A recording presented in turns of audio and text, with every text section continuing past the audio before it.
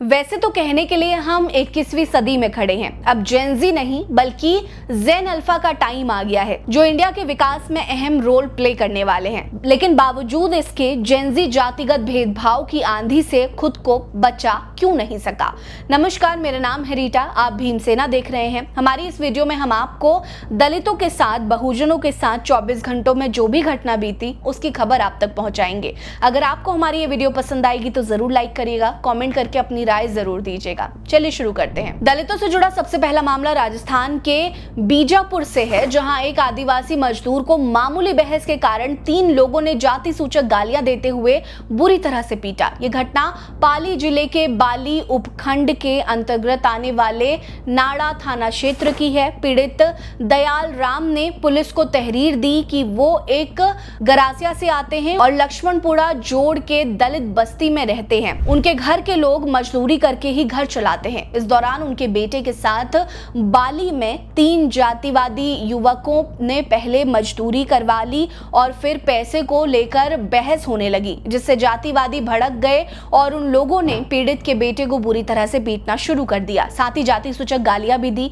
इस मामले में शिकायत मिलते ही पुलिस सख्ते में आ गई है। वहीं सुमेरपुर डीएसपी जितेंद्र सिंह ने खुद इसकी जांच करने की जिम्मेदारी संभाली है। तीनों आरोपियों की तलाश की जा रही है।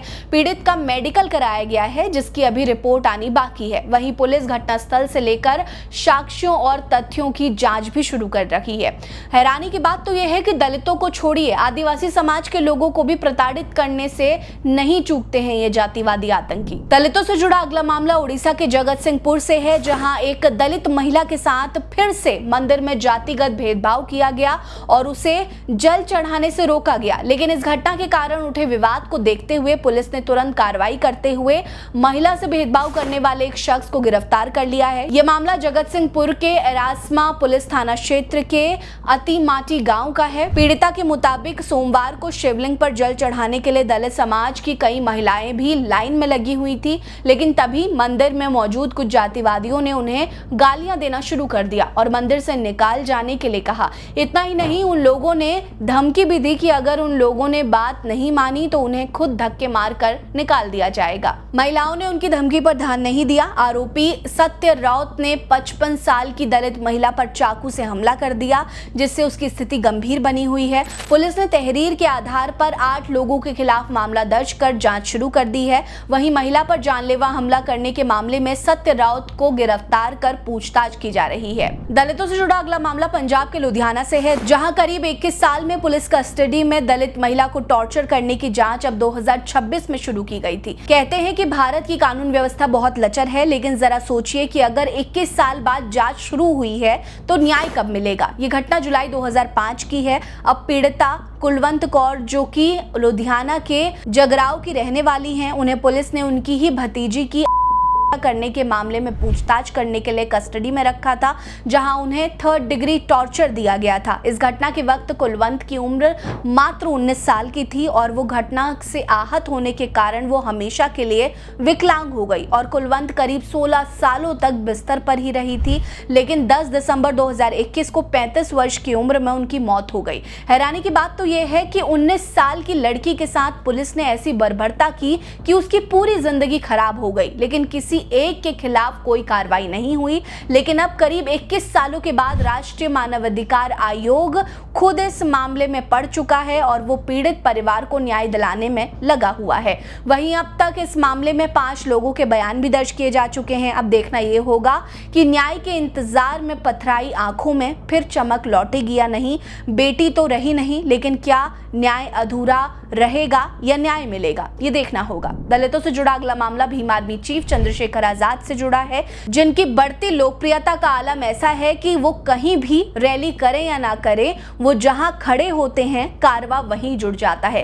ताजा मामला अलीगढ़ से है, जहां आजाद किसी निजी काम से गए थे, लेकिन आजाद की आने की खबर सुनकर ही एक भारी जनसैलाब वहां पर आ पहुंचा। सोशल मीडिया पर एक वीडियो वायरल हो रहा है, जिसमें आजाद लोगों को हाथ हिलाकर संबोधित कर रहे हैं। हैं, वहीं सामने भारी भीड़ है जो उनके नाम से नारे लगा रही है। अक्सर दावे किए जाते हैं कि रैली के लिए भीड़ पैसे देकर जमा की गई है, लेकिन यहाँ तो कोई रैली भी नहीं है।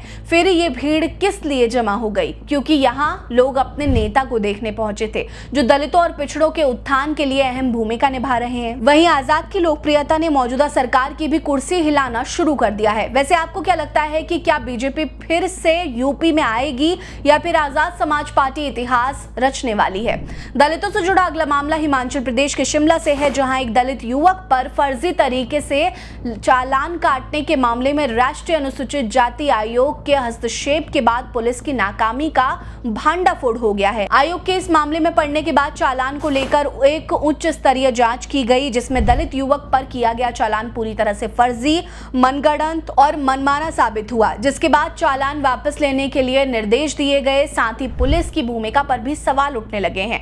ये घटना 14 जून 2025 का है, जब कंडाघाट के कलहोग गांव के रहने वाले पीड़ित मोहित कुमार पर सलोन में गाड़ी चलाते समय मोबाइल का इस्तेमाल करने और मोटर वाहन अधिनियम धारा 184 का उल्लंघन करने के मामले में चालान काटा गया था। लेकिन जब इस मामले में जांच की गई तो ना पीड़ित चालान के आसपास के समय में फोन पर बात करने के रिकॉर्ड मिले हैं और ना ही स्पीड लिमिट ज्यादा होने के सबूत पाए गए हैं, जिसके बाद इस मामले के निष्पक्ष अधिकारी इंस्पेक्टर मुकुल शर्मा को निलंबित कर दिया गया है।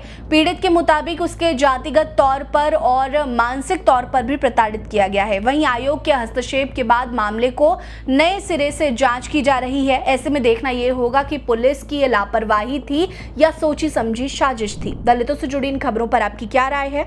कमेंट करके हमें जरूर बताइएगा। हमारे साथ बने रहिए। नमस्कार।